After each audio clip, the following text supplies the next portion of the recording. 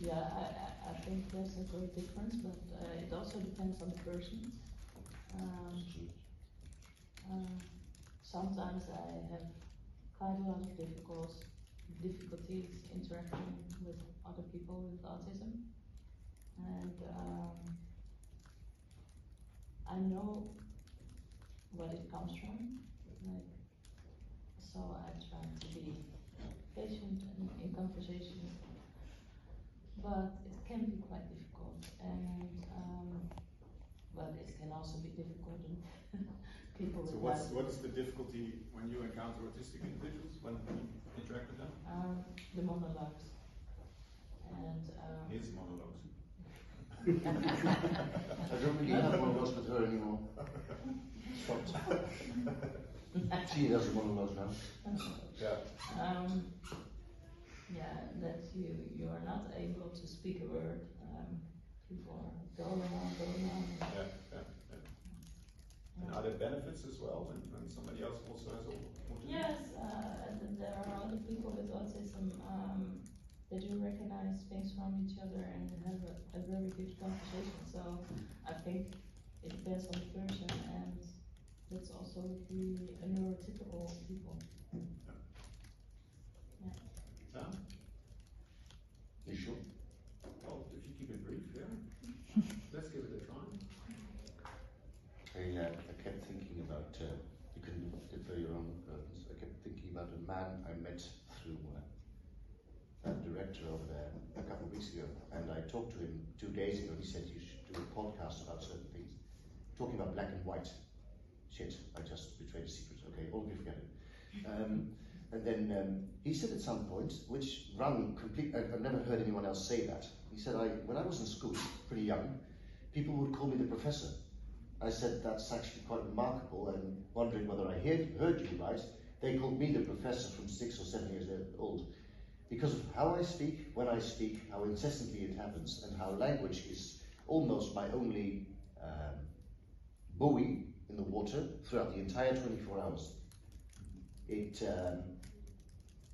evokes frustration, like with the The professor. person you interact with, when they are autistic or not, that's the question. I know.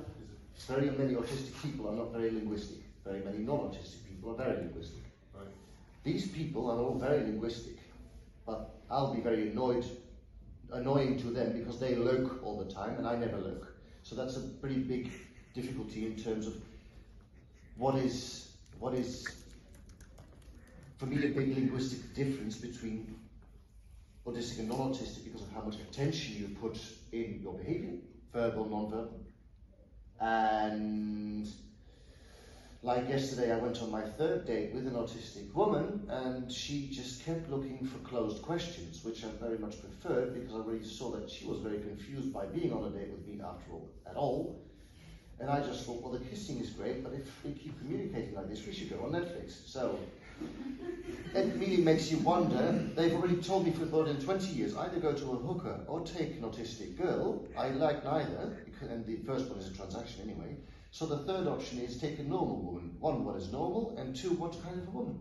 I mean, she has to talk all the time, and she has to do things I absolutely dislike. Where do you find her? Autistic or non-autistic? That answers your question. Or not? Could you make it more specific for me so that I could satisfy you with my answer?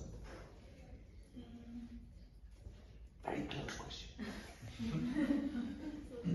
You can be blunt, it helps me, really. She knows. I just wondering, like, do you feel it more comfortable? How to say detail? If you feel, whether I feel at home with an autistic person? Yeah, more comfortable with an autistic person. No, precisely the opposite. And if it's a non-autistic person, like, for example, I keep it brief.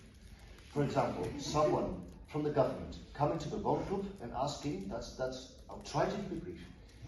That person has to check, literally check, inside the vote group space, inside even the living room space.